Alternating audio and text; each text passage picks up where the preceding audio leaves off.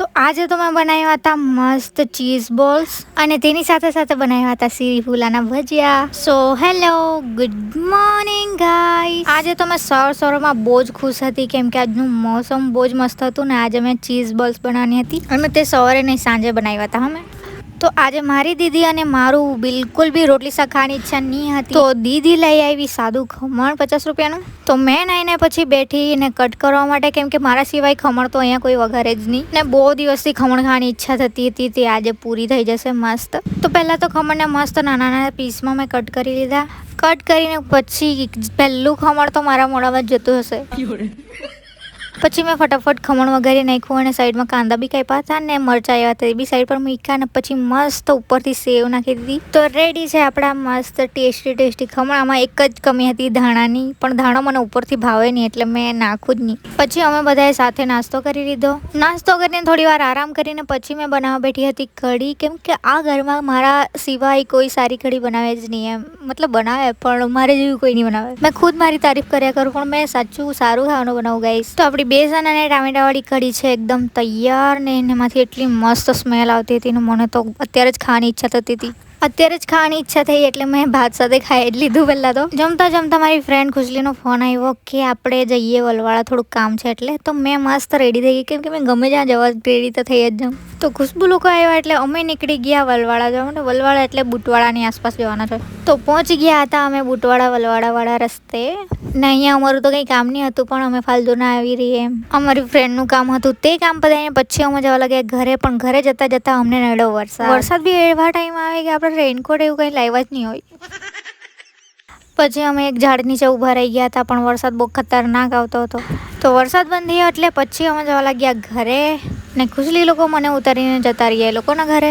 પછી તો સાંજ સુધી મેં રીલ સ્ક્રોલ કરી. પછી સાંજે મને ખાવાની ઈચ્છા થઈ ચીઝ બોલ્સ ને મેં તેનું સામાન તો લઈ જ આવી છું પહેલાંથી જ. ને બટાકા બી બાફવા મૂકી દીધા છે. તો બટાકા બફાઈ ગયા પછી એના છાટલા છોલીને એમાં બધા ઘરના મસાલા નાખીને તેને બરાબર મિક્સ કરી દેવાનું છે. મતલબ શું કરવાનું છે, મેશ કરી દેવાનું છે. અહીંયા મેં પહેલાંથી જ બધું તૈયાર કરી રાખ્યું છે. આ વેફરનો ચૂરો કરી નાખ્યો છે ને આ બેસન અને ચોખાના લોટની સ્લરી બનાવી છે. તો બટાકાને મેશ અને મિક્સ કરીને પછી એના વચ્ચે મેં ભરી દીધું ચીઝ ક્યુબ અને તેને ગોળ વાળી દીધા છે.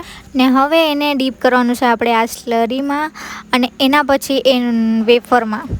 1 મિનિટ હું એકવાર કરીને બતાવું તમને. આ બોલ છે ને સ્લરીમાં એકદમ મસ્ત ડીપ કરવાનું છે. પછી એમાંથી થોડુંક ખંખેરીને પછી વેફરમાં મસ્ત એમ કોટ કરી લેવાના છે. હા, તો હવે આપણું આ ચીઝ બોલ્સ એકદમ રેડી છે. મતલબ હજુ એને ફ્રાય કરવા પડશે. તો બધા ચીઝ બોલ્સ એવી રીતે મેં રેડી કરી લીધા અને થોડાક મેં ફ્રાય કરવા બી મૂકી દીધા. કેટલા મસ્ત દેખાતા છે, ગોલ્ડન. મારે તો અત્યારેથી જ મોઢામાં પાણી આવતું હતું. તો આપણા ચીઝ બોલ્સ બનીને એકદમ રેડી છે અને કેટલા ક્યુટું દેખાય છે બધા. લે બોલો, મને ખાવાનું બી ક્યુટું લાગવા લાગ્યું. મતલબ મસ્ત દેખાતા છે એમ. તો ચીઝ બોલ્સ તો આપણે એકદમ રેડી હતા અને મારી બેન છે ને આજે થોડાક સીરીફૂલ તોડી લાવી હતી. તેનું શાક તો બને નહીં તો આપણે એના મસ્ત થોડાક ભજીયા બનાવી નાખીએ. તો પહેલાં તો મેં એને તોડીને ધોઈ લીધા છે અને પછી બેસનમાં બધા મસાલા એવું નાખ્યો છે, મીઠું ને એવું બધું. તો બેટરમાં બધું મિક્સ કરીને એકદમ સ્મૂથ બેટર બનાવી લીધું છે મેં. એમાંથી થોડા મેં મમ્મી માટે બી ભજીયા બનાવી લીધા. પછી એમાં નાખી દીધા મેં સીરીફૂલા અને સીરીફૂલ નાખીને મસ્ત તેને ફ્રાય કરી નાખ્યા. મેં આજ સુધી તેના ભજીયા ખાધા નથી એટલે કેવી રીતે બનાવી તે મને ખબર નથી. મારી રીતે મેં બનાવી દીધા છે. તો આપણા સીરીફૂલાના ભજીયા અને ચીઝ બોલ્સ બનીને રેડી છે ને હવે આપણે ખાશું એને. અને સીરીફૂલના ભજીયા કંઈક આવા દેખાતા હતા. તો હવે તમને મેં ચીઝ બોલ્સમાંથી ચીઝ પુલ કરીને બતાવું, તમને બી ખાવાની ઈચ્છા થઈ જાય તેવું. ને મારું બધાથી ફેવરેટ પાર્ટ આ જ છે, ચીઝ પુલ કરવાનું. અને આ દેખાતા બી કેટલા મસ્ત છે, એકદમ યમ્મી. તો મારાથી તો આ જોઈને રહેવાયું નહીં એટલે મેં ફટાફટ એને ટેસ્ટ કરવા લાગી. ને આ જરાક ઓઇલવાળા ડીશમાં જ હતું ને તો વધારે ઓઇલી દેખાય છે. એટલા બધા ઓઇલ નથી હોતા. અને આ જો મારું ચીઝ બોલ્સ અને આને ટેસ્ટ કરું એટલે એટલું એમ મસ્ત હેવન જેવી ફીલ આવતી હતી. તો આજ કે લીએ ઇतना ही, मैं भी खाई लेम. तो મળીએ કાલે. બાય.